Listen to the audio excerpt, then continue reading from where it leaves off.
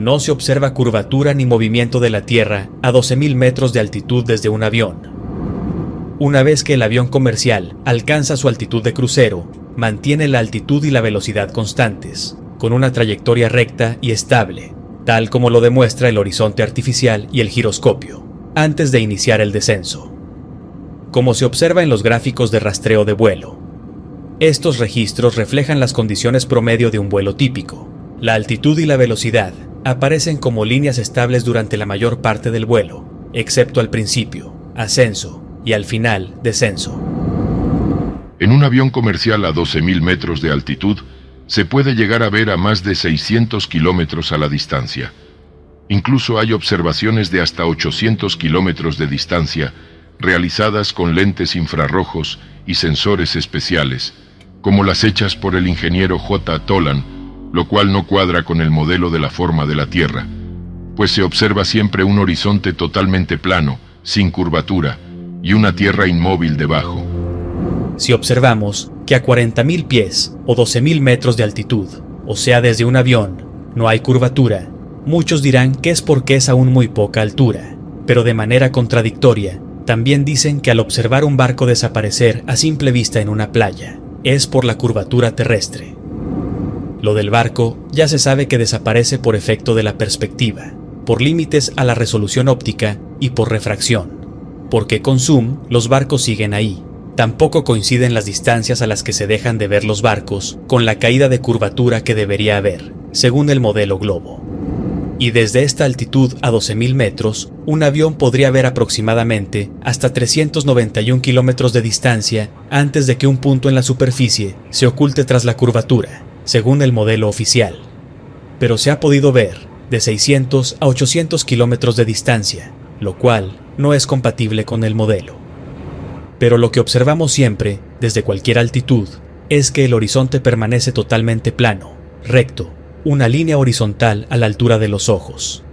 Y también desde un avión, vemos debajo la Tierra inmóvil. Nos dicen oficialmente, de acuerdo al modelo heliocéntrico y del Big Bang, que la Tierra gira sobre su eje a 1.670 km por hora. Esta, a su vez, se traslada alrededor del Sol a 107.226 km por hora. Que el Sol orbita a su vez alrededor de la galaxia a 864.000 km por hora, y que la Vía Láctea navega a 2.3 millones de kilómetros por hora.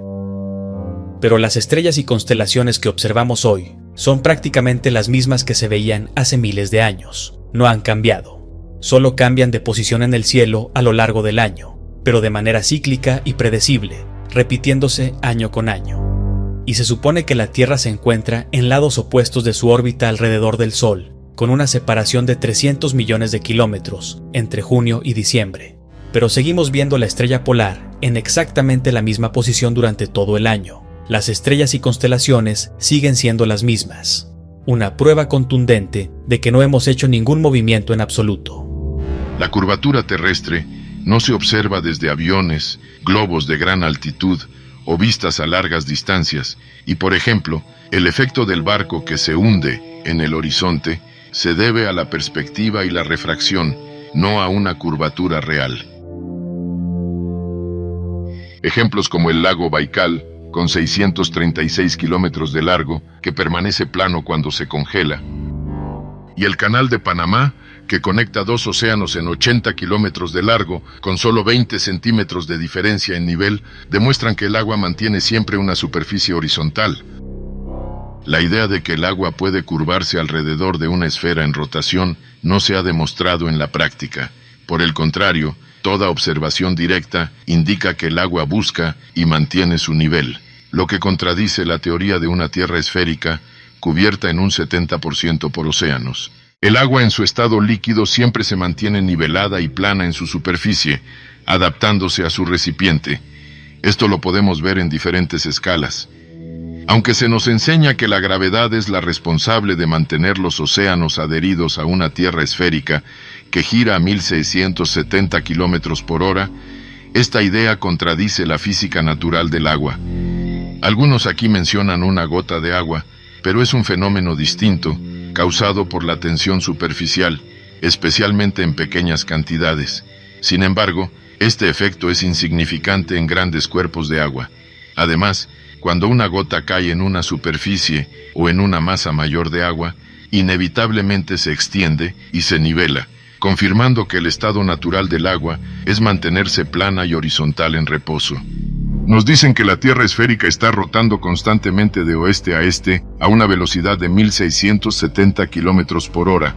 Si la Tierra gira a esa velocidad y el avión se separa de su superficie, ¿por qué no hay una diferencia notable en tiempos de vuelos dependiendo del sentido y dirección del vuelo? Por ejemplo, en vuelos que cruzan un país de este a oeste y de regreso. ¿Cómo pueden los tiempos de vuelo ser casi idénticos en ambas direcciones?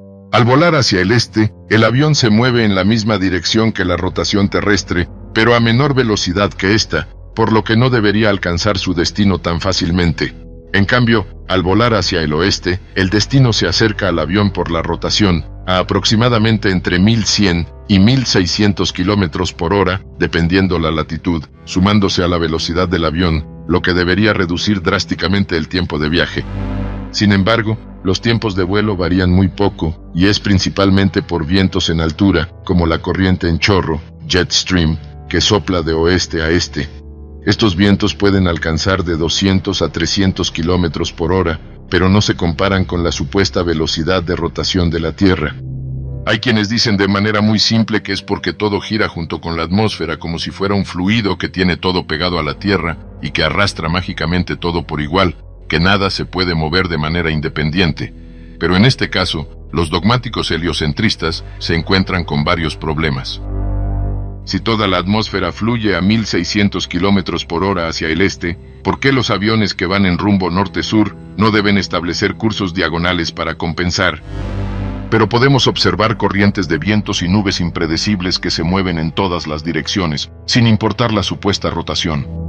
Si dicen que todo está pegado a la atmósfera y ni el avión ni nada se puede mover de manera independiente, entonces, ¿por qué de manera contradictoria dicen que un francotirador sí debe tener en cuenta el efecto Coriolis, que cambiaría el rumbo del proyectil debido a la supuesta rotación de la Tierra?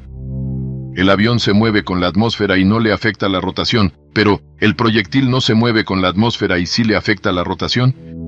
Según el modelo oficial, un avión al despegar podría heredar la velocidad de rotación terrestre, porque el avión y el aire ya se mueven con la Tierra, conservación de momento, pero este impulso se perdería rápidamente por la resistencia del aire o fricción atmosférica.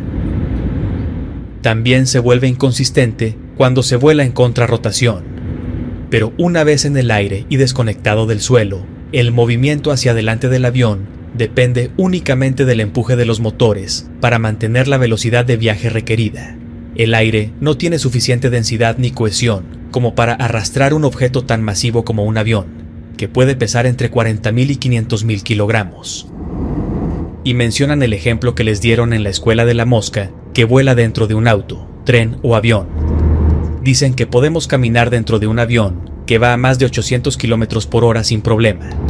Pero aquí hay que analizar, usar la lógica y el sentido común. Son casos distintos. En el auto, tren o avión, tú vas dentro de una cabina cerrada y el movimiento es rectilíneo uniforme. En el caso de la Tierra esférica, es un movimiento circular sobre su propio eje, y el avión está volando en la parte externa de esta. No es un sistema de referencia inercial. Además, no olvidemos que en este modelo existe también al mismo tiempo un movimiento de traslación. Si abres las ventanas del avión o auto, o pones a la mosca volando en la parte externa, por supuesto que sería afectada por el movimiento. O si colocas a la mosca volando sobre una pelota más grande que gira, por supuesto que la mosca se moverá independiente a esta. La atmósfera no puede arrastrar al avión, porque en este modelo esférico no es un sistema cerrado. La atmósfera está compuesta de aire y distintos gases con diferentes densidades. No puede arrastrar a un avión que pesa entre unos 40.000 hasta 500.000 kilogramos. Desde que el avión despega, vuela independiente al suelo, el movimiento hacia adelante del avión depende únicamente del empuje de los motores. Si estos se apagaran, el avión por su peso y al ser más denso que el aire, caería. Así que no puede simplemente ser arrastrado por la atmósfera. Y la Tierra en el modelo esférico está rotando debajo del avión a 1600 km por hora o un poco menos dependiendo de la latitud. Es mucha velocidad, más de la velocidad del avión comercial. Claro que influiría en los tiempos de vuelo de ida y vuelta.